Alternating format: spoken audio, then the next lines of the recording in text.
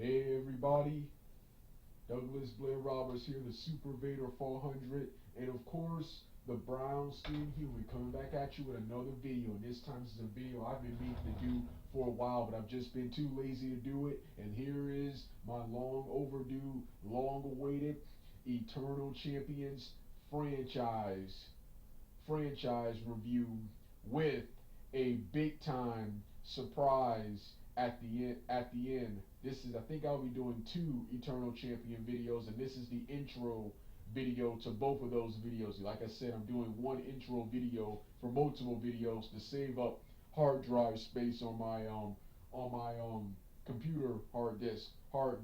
So with that being said, and I will also have a big surprise for you at the end. So stay tuned at the end of this video. I will have a huge surprise for you. So with that being said, yeah, for those of you who don't know, Eternal Champions was a Sega Genesis fighting game franchise from the early 90s that spanned two video games with two video games, one on the Sega Genesis and its update Sega CD, and two spin-off beat 'em up games starring two of the Eternal Champion based characters, Shadow and Larson and and a comic book tie-in which appeared in Sonic the Magazine, one of the only other characters besides the Streets of Rage cast and the Sonic characters to receive Sega characters to receive a comic book adaptation, and of course several information books and various slushy and fruit drinks, fruit drinks. This series was that so popular that there were various people wanting to do various multimedia tie-ins, such as more comic books, a cartoon series, and even a feature film. But Sega of Japan didn't want that because they felt this franchise, despite its popularity, was keeping its other franchise, fighting game franchise, Virtua Fighter, from being successful. I will rant and talk about this in the part two narration portion. But this is the intro portion of my review of the Eternal Champion franchise. And like I said, this fighting game was unique because for those of you who don't know, this fighting game, unlike other fighting games, which has a boss character, a main antagonist, a bad guy hosting a tournament for his or her own for specific reasons, and various characters with their own motivations enters the tournament. This game, there were no good or bad guys. It was a bunch of characters fighting for a second chance at life. A bunch of characters lost their lives through various unjust means and are now fighting for the chance for another soul. So that's what made this video game much different from the other fighters at the time. So with that being said, let's get this video started right now. We can do whatever we want if we put our minds to it.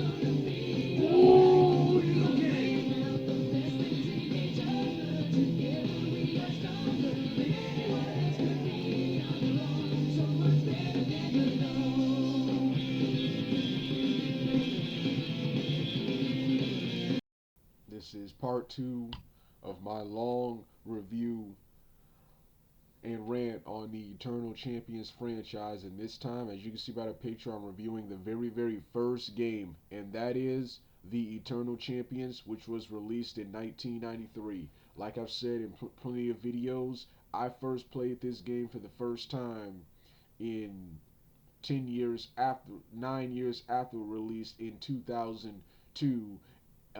I found the game at GameSpot, which at that time was called Land, Land, and this game, even 9 years later, was still awesome and on par with the current generation of games that were out, generation of fighting games that were out at the time.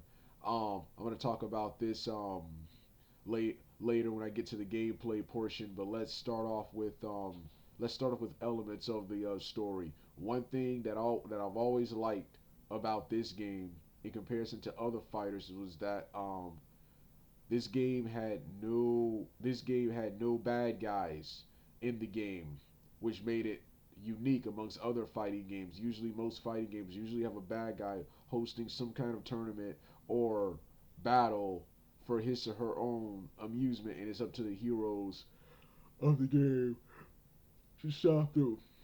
Here, that wasn't the case. None of the characters seem evil. Not even characters like Trident, uh, the Roman gladiator, um, Larson, the gangster, and Midnight and Xavier, the vampire, and Wizard and Alchemist, respectively, who look like bad guys. They weren't even bad guys either, and nor was the main antagonist, the final opponent of the game, um, the omniscient being himself, the eternal champion, um,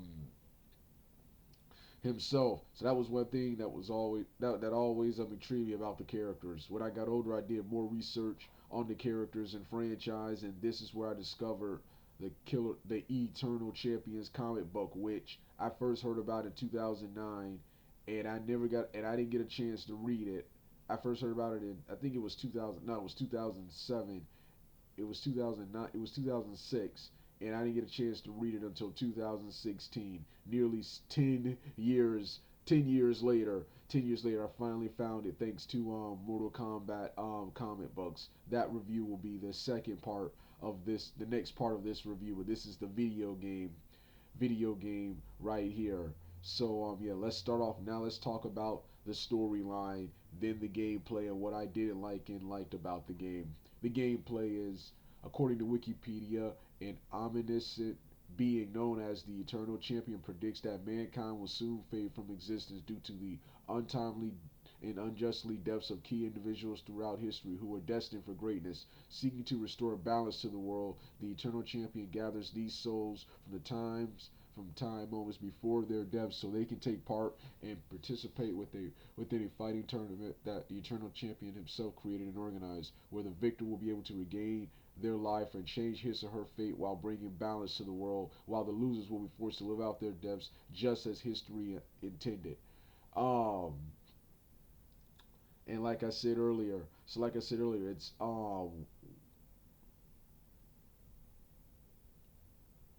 it's 9 characters fighting for a soul from the future. No one is inherently bad or evil. The main characters are Shadow Yamato, the ninja and self-proclaimed leader of the team, Rax Carswell, a cybernetic kickboxer, the edgy cool sci-fi based character, the science fiction the archetypical science fiction based character in the game. Jonathan Blade, Jonathan Blade, my next to Rax Carswell, one of my all-time favorite characters to play at. I bust so much butt with this character. Jonathan Blade is a hybrid of a he's nothing like Marvel's Blade, a hybrid of a bounty hunter, police officer, and a Green Lantern Corp. Next is Jetta. Jetta Max, a female circus acrobat. Then there's Slash. Then there's Slash, the caveman. Then there's Trident, the mutant ancient Roman gladiator. Then there's Xavier Pendragon, a wizard and alchemist. Mitchell Middleton Midnight, the half human, half vampire Dumpier. Then Larson Tyler, the thug. And last but not least, the main antagonist of the game himself, the eternal champion. Each of these characters died some way. Shadow was killed by her boss, but betrayed and killed by her boss Yamoto. Rax Carswell was betrayed and killed by his boss, by his comrades when they uploaded a virus to his machine, causing his systems to crash. Jonathan Blade was set up and killed in the future. Jetta Max was murdered during a freak circus accident. Slash was killed by his own tribe. Trident, a similar fate when he lost a major battle. Xavier Pendragon was um was um was murdered by the villagers. So was Mitchell Middle Knight. Larson Tyler was set up by his own bought crime lord and gang. So yeah, all of the characters are good guys and are fighting for a chance, for fighting for a second chance at life, and and yeah, the storyline continues in the comic book. Now let's talk about the gameplay. Um, First, the visuals. Like I was about to say earlier, when I played this game for the first time in 2002, this video game right here had the best. This video game was the best, one of the best looking games I've ever seen on the prehistoric Sega Genesis. And this game is also unique because it's one of the only fighting games to be built from the ground up for the consoles, not to go to arcades. But yeah, this game looks like a hybrid of Street Fighter 2, Mortal Kombat, Killer Instinct, the Art of Fighting and World Heroes style of video games from the SNK Playmore group. Um, as for the gameplay, it plays like Art of Fighting. It plays like Art of Fighting, Street Fighter 2, Street Fighter 2. It has the core fighting system of those games, the clunky controls of Art of Fighting and SNK Playmore based games, and it has the gratuitous violence scene in a Killer Instinct and Mortal Kombat even have their own fatalities, which I think are called executions or overkills. I don't remember what they were called in this game. Where if you get in the right position, you can execute your person. And just like with Killer Instinct, the fatalities here are way better and way more realistic and gory looking than in Mortal Kombat, which most of their fatalities look goofy by today's by today's um by today's standards. There are several modes. First, you have information mode, which tells you the entire backstory and each character's motivation for competing in the tournament. Then you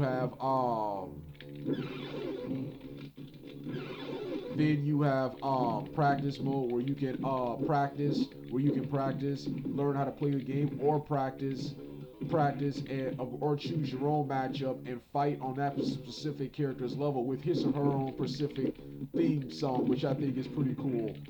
Then, of course, you got one of my favorite modes besides the main mode itself, Battle Room mode, where the characters, where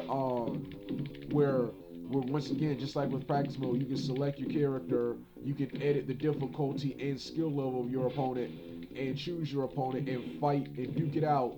Choose your opponent and character and duke it out in a mysterious room. Hence the title, Battle Room. This is my favorite mode because this is one of the only modes I can actually win. Which brings it to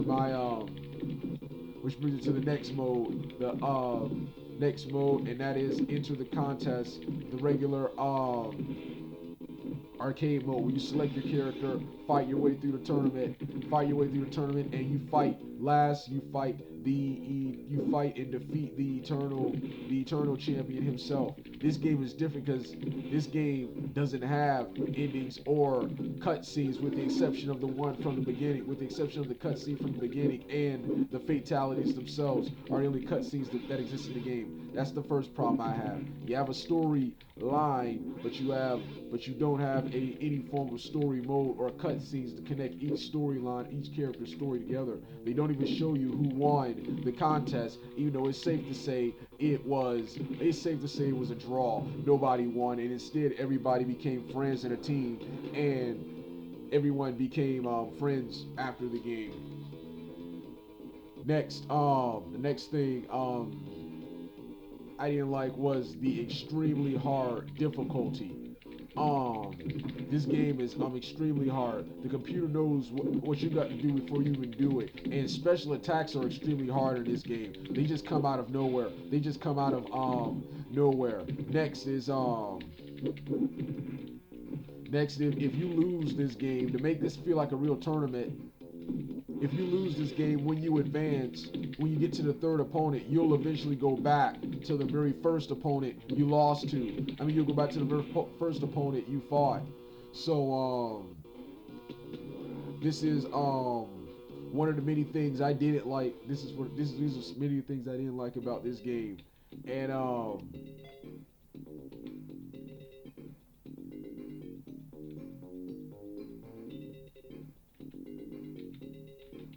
yeah. So what was I saying?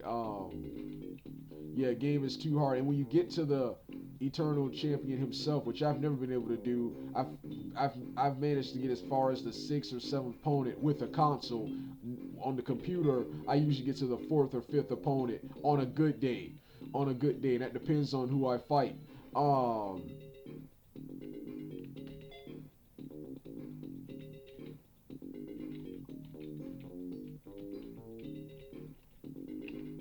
So yeah, what was I saying? Yeah. On a good day, when you get to the eternal champion himself, you only get one chance to fight him. If you lose, there'll be another cutscene where he'll talk about how this was a waste of time, and that he will return you. He will return you to your defeat. The sequel to this game, Killer Instinct, Eternal Champions, Challenge of the Dark Side, picks continues the story of this game, continues the story of this game, but adds cutscenes, and is way better in this game. However, this game is much easier to play and is much more memorable.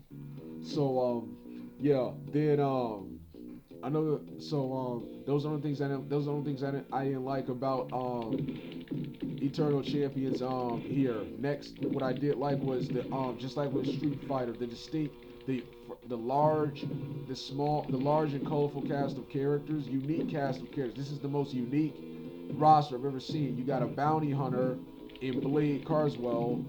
You got Rax. The cybernetic kickboxer, Shadow Yamato the ninja, Jetta Marks the circus acrobat, Slash the caveman, Trident the ancient mutant gladiator, Xavier the wizard and alchemist, Mitchell Midnight the vampire, and Larson, the gangster. Like I said, I like all the characters, with Blade and Carswell being my favorites to play as. I also enjoy playing as Midnight and what's the guy's name? Oh yeah, Midnight and Xavier and Trident, and my favorite character leader wise and story wise is probably Shadow Yamato. I like fighting all the characters with the exception of the female characters. They're extremely fast, and Shadow Yamato, since she's a quote-unquote main character of the game, she is super hard. She is super hard to beat. If you play as her, you will have none of that power or skill, just like in Mortal Kombat when you play as the female ninjas. Um, um, yeah, this was Eternal Champions. The final thing I like was that the storyline of this game continue in the storyline of this game,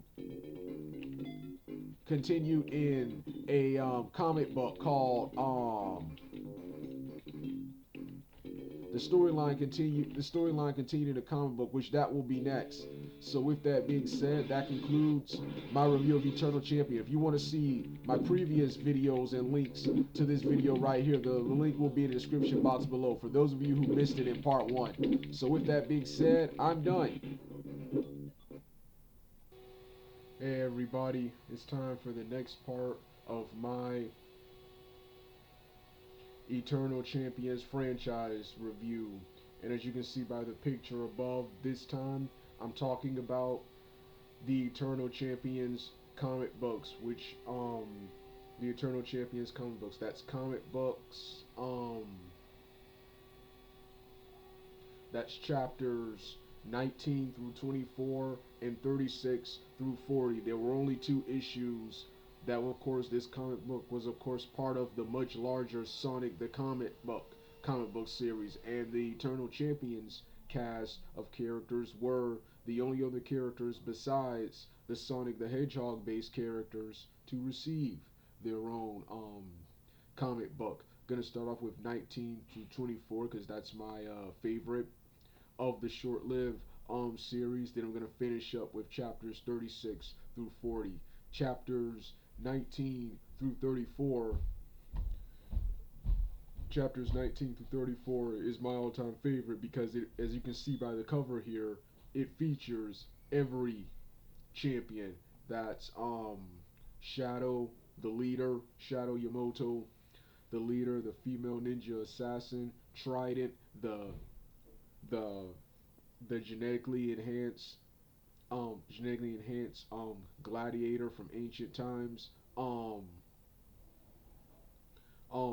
Midnight Middleton, the vampire, the Dom from Pier, and Alchemist. One of my all-time favorite characters from the franchise that I play as is the most, Rax Carswell, the cybernetic kickboxer. Then of course you got Xavier, the 1800 alchemist and magician who I also enjoy playing as sometime. Jetta Marks, the circus acrobat. Um, Larson Tyler, the 1920s gangster, and of course, who else? Oh yeah, and of course Slash, the caveman, and last but not least, my boy Blake Blade Carswell, the other character I um I play as. Now, let's get back to the comic book. So yeah, this entire comic book has the Eternal Champions going to Shadows stage, which of course, if you play the game, that's the top of a building, which is Japan, where they have to stop her former boss and leader and superior, Bull Nakano, from unlocking the bio keys. Bull Nakano, of course, was the one responsible for her murder, and she returns 1 year later. The beginning of the comic book says 1994. 1994. Um, her and the champions get inside and immediately start fighting and easily defeating Bull Nakano's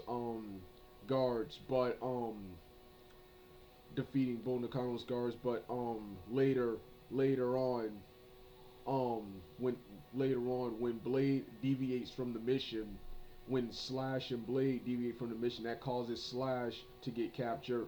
Then Blade himself get captured, and Shadow Yamato gets captured. Now it's up to Larson, Tyler, and Rax, who becomes these two become the new leaders of the team, and Jetta Marks, and Midnight, and Trident, and of course Xavier to save and rescue everyone. Larson, Tyler, and Trident come up with a really complex plan that come up with a really complex plan where they stage a fight in order to fool the spectators when we get to the second part, which is Rax Carswell stage, the cage fight arena. And do battle with the other cybernetic warriors. Then all the champions escape with Trident fighting Bull Nakano, who has unlocked the secrets to the Biokey, which is a giant helicopter, which is a giant helicopter with guns, and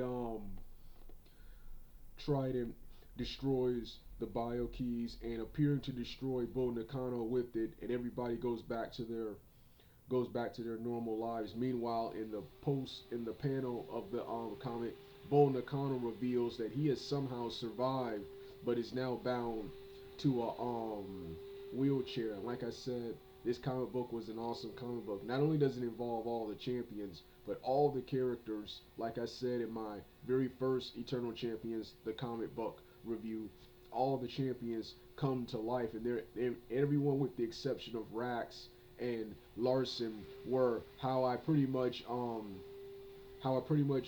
predicted the champions would act if they were ever adapted into a new form. And yeah, you got Blade, who is the tough, no nonsense cop, agent, soldier, hy- hybrid who works alone, who is tough, headstrong, trash talking, works alone, and that results in his capture and jeopardizes the mission in this comic book. Then you got Trident, the the gladiator, the warrior who speaks in the third person, who is extremely honorable. Then you got Mitchell Midnight, the the dumb vampire, half human, half vampire, who, since he's a good guy, he must overcome his urge to feed on people and does what he can to aid the team. You got Jetta Marks, who is pretty much that century's version of a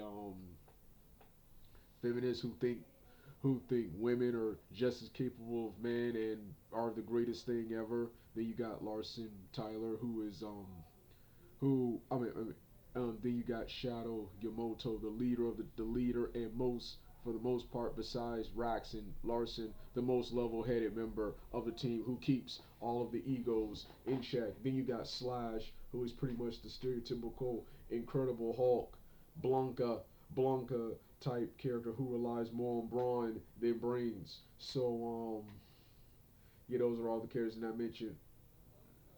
I expected Larson from the way he fights and taunts you in the game. I expected him to be the dramatic kickboxer personality. He's more of the overly dramatic, sympathetic, science fiction based hero than he is the dramatic kickboxer personality who thinks kickboxing is the best and who thinks he's awesome because of his cybernetics. He's surprisingly not like that in this comic book.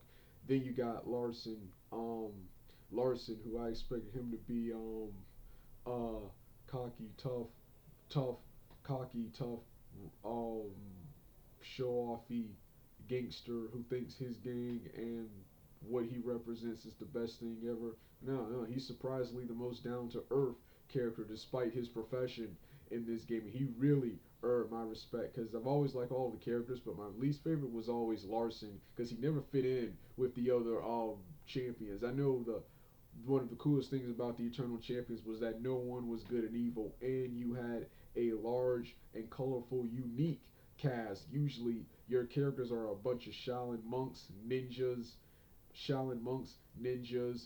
agents, soldiers, police officers,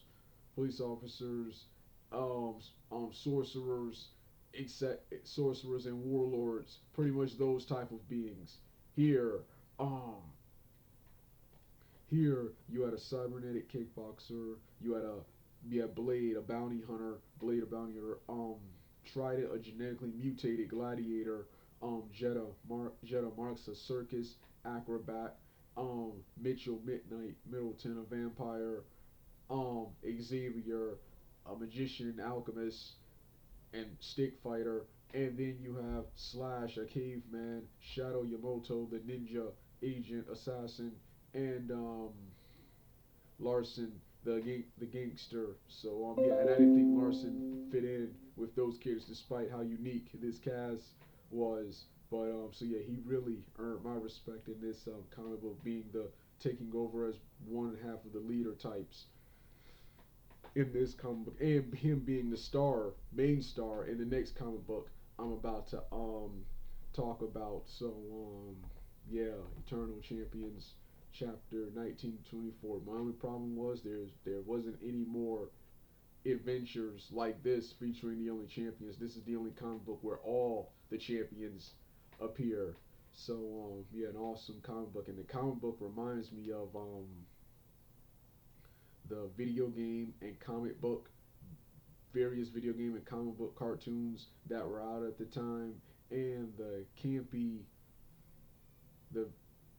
cartoons and the comic books too, and the comic books Marvel and DC comic books, and the and reminds me of all those campy 80s and 90s martial arts comic book and superhero based movies is what this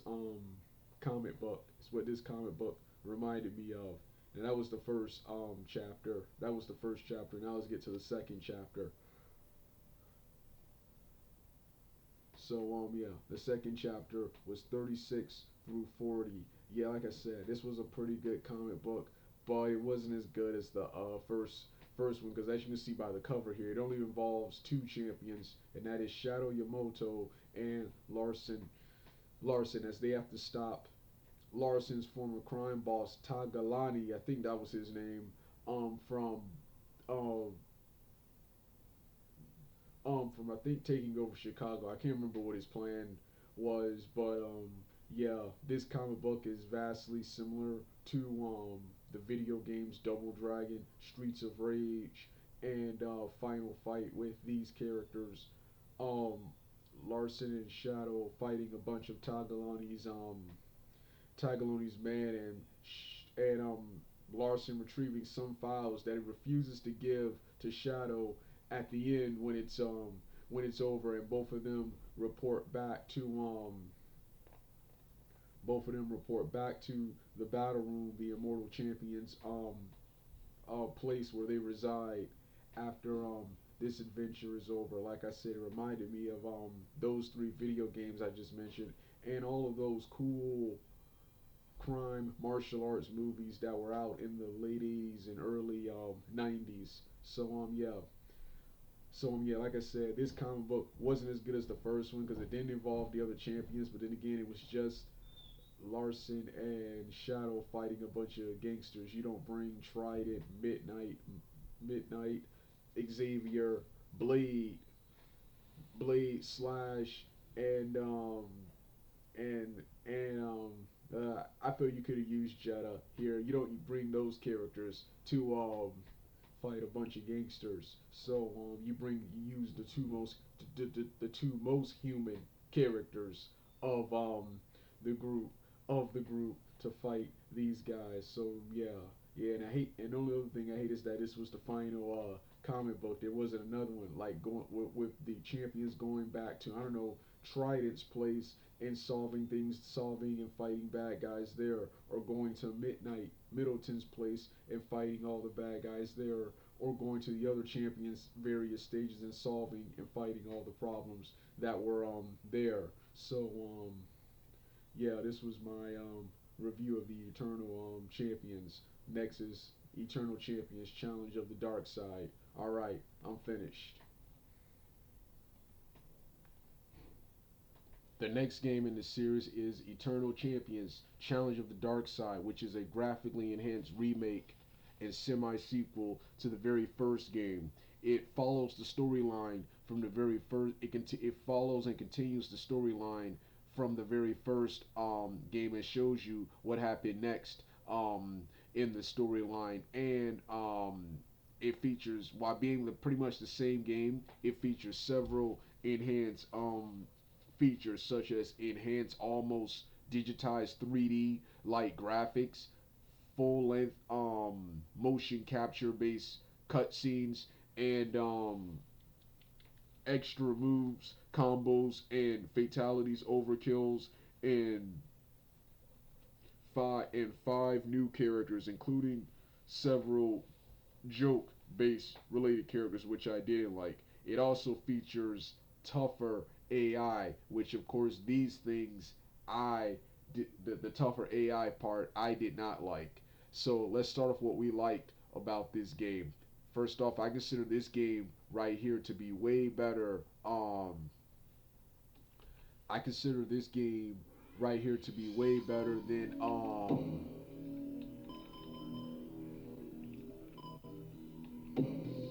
this game to be way better than its predecessor but I consider its predecessor to be more memorable and much more enjoyable than this video game right here.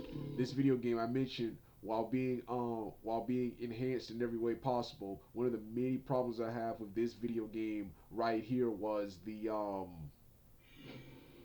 many problems I had with this video game was the computer AI in this game. It's what he the computer AI is way tougher than it was in the previous game. I had to fight on a defensive stand multiple times in this game, and it's harder to get up the ladder in this game than it is the previous game. And speaking of getting up the ladder, in the previous game when you lost a fight, you were dropped. You were dropped to opponents. In this game right here, when you lose 2 fights, it's game over. And in the only scene I do like, I mentioned this game having full-length CGI motion capture based cutscenes. The eternal champion himself apologizes for your failure and sends you back and replays your death. That's one part I do like. That's the only part I do like about losing in this game right here. The next thing I did not like was that's the only thing I do like. The next thing I not like about this game was now let's continue what we liked about this game. And it's because of that while as awesome as Eternal Champions Challenge of the Dark Side is, unless you're a quote-unquote huge fan of the Eternal Champions franchise, the Sega Genesis based franchise, and fighting games, especially those hard SNK based fighting games like Fatal Fury, Art of Fighting, King of Fighters, and World Heroes, I cannot recommend this game despite how awesome it is.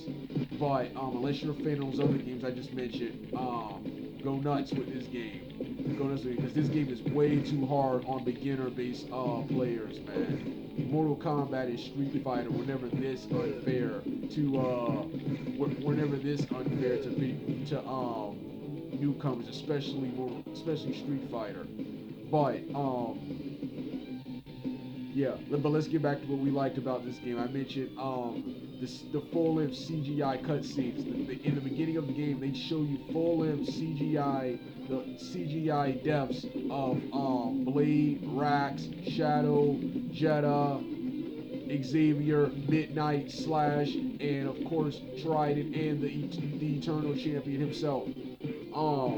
Then they show you the 4 cutscenes involving the 4 new characters in the game, who I'm going to talk about later, and the overall main antagonist of the game, the Dark Champion himself, who he brings into the next part I like about this game, the storyline. While featuring the same storyline as the very first game, this game adds a chapter to that storyline.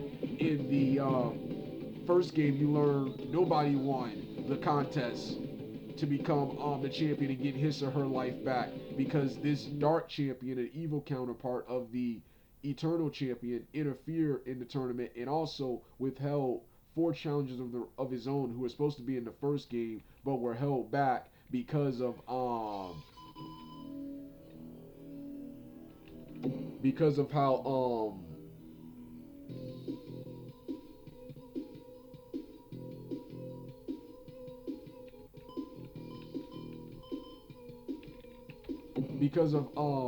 he held back 4 challengers in this game. Now so by him interfering, no one won, and not only do the champions have to defeat him, not only do the champions have to fight their way through the tournament, but they got to defeat them if they want their lives back. So that's the plot of this game right here. yeah, that was the second thing I like, and the third thing I mentioned what I like is when you lose the game. The only thing I like about losing in this game, when you lose the game, you get game over. You get they show a full length CGI cutscene of the Eternal Champion apologizing and deeming you unworthy, then replaying your death, sending you back to your death, which is the punishment for losing in both of these games. Like I said, I like the updated fourth. I like the updated almost CGI like graphics, and because this uses the complex Sega CD technology. Then I also like the fast-paced, more loose controls versus the stiff controls of the very first one, the very first Eternal Champions game, and of course what else about this game? So those were my favorite things about Eternal Champions. Now let's get to my next thing: the brand new characters. I like a couple of the five new characters. My favorites are Chin Woo, the monkey who is a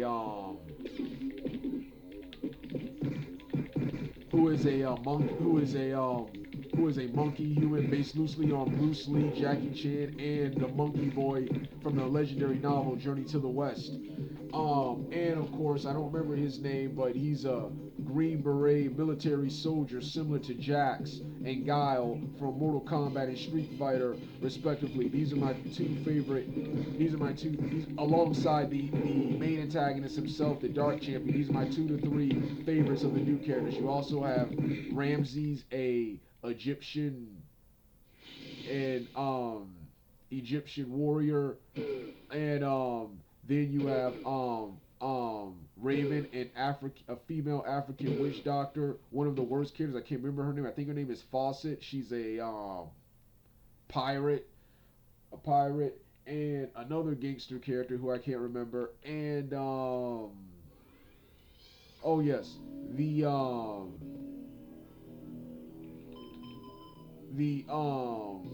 another the worst character, the oh yeah, and of course the overall worst character. He's available via cheat code in the game. The worst character in the game, what's his face? The Senator, who he is pretty much a parody of all the people, and I think the real life center at the time, who were complaining about violent video games, and he's pretty much here to be a joke. Even his fighting moves and all his special moves are a joke. I hate his character. He's the worst character in the game, even worse than the pirate. I consider Eternal Champions to be a serious fighting game, epic, and we didn't need any joke characters. I don't mind you making jokes or making the main characters comical, but no stupid comedy characters. And via cheat code, there are other goofy characters in this game just like him who I don't want to see. So yeah, that's what I didn't like about this game. The next thing I didn't like about this game, while this game has full-length CGI cutscenes just like the first one, they don't try to connect any of the cutscenes to one overall storyline. They don't show you the characters during the gameplay actually interacting with each other, and don't really show you who won the contest. That was the next thing I didn't like about this game. And of course, the last thing I liked was, of course, I mentioned the fatalities and overkills. The overkills from the previous game, which in my opinion give Mortal Kombat a run for their money, they return in this video game right here. But not only do you get those, but you get a new style of overkill called sin kills, which are animalities, characters turning into animals and viciously killing people, which I think they lifted from Mortal Kombat 3. But you can only access this fatality through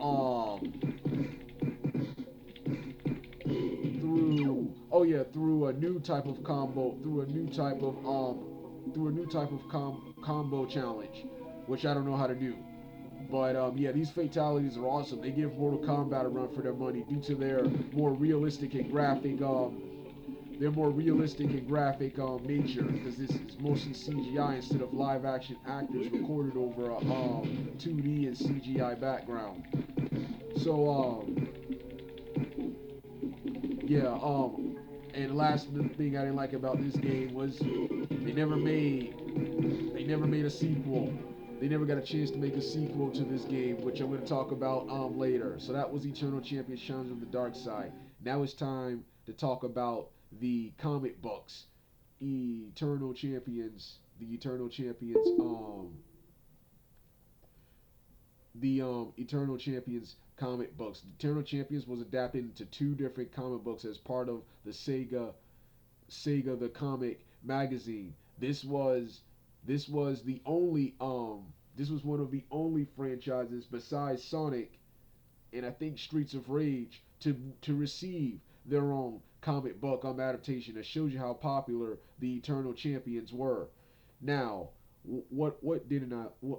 Now this comic book right here. What I liked about both of these comic books was that not only did this comic book adapt the Eternal Champions video game series, it follows it follows and acts as a sequel to the video games because in the first comic book the characters the characters all mention the game and the game the game shows you that none of the fatalities or overkills were canon because all the characters become friends and becomes a Justice League, Avengers, and X-Men esque base fighting team. Base fighting team. The comic books were awesome. The comic books were like a hybrid of the comic books of the 60s, 70s, and 80s and the Saturday morning cartoons, the Saturday morning action and video game based cartoons of the 90s is what these two comic books remind me of. The very first comic book is my all-time favorite because it features all of the Eternal Champions: Shadow, Rax, Blade, Jetta, Max, Slash, Trident, Xavier, Midnight, Larson, and Larson trying to stop Shadow Yamamoto's crime boss, the boss who set her up and had her killed, trying to stop him from unlocking the bio keys, which I think are two powerful robots used to take over Tokyo, and they appear to kill him and his after a long lengthy battle which included most of the champions. That's Blade, Slash, that's Blade, Slash, Trident and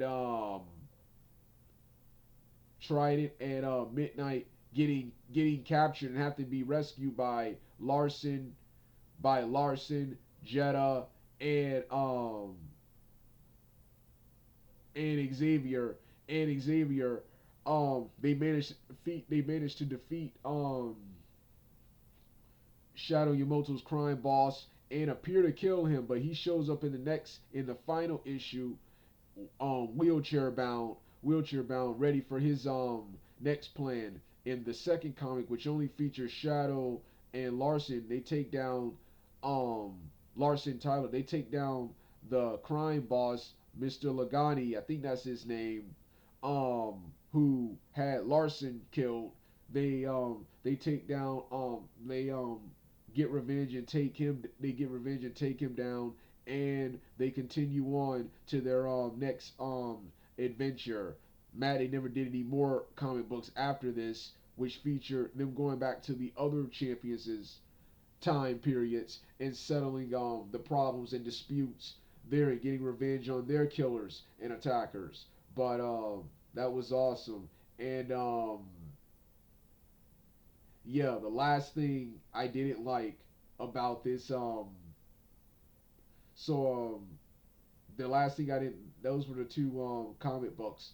The last thing I didn't like about the Eternal Champions franchise was, I mentioned in the webcam portion there'd be a rant, was that this franchise was hugely popular back in the mid 90s, back in the early to mid 90s, and Sega of Japan decided to cancel this franchise. They were going to have a graphically a 3D game on the Sega Saturn, but Sega decided to cancel it to focus on Virtua Fighter instead. The first problem I have is, Why didn't you just keep both games out? That means more money, more money.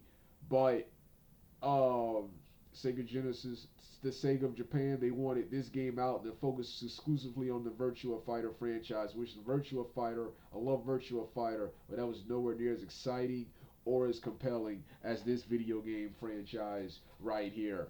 Um, and decisions like this makes me glad that Sega no longer makes consoles anymore. They just make games for other consoles like the Nintendo, PlayStations, and the various Xboxes.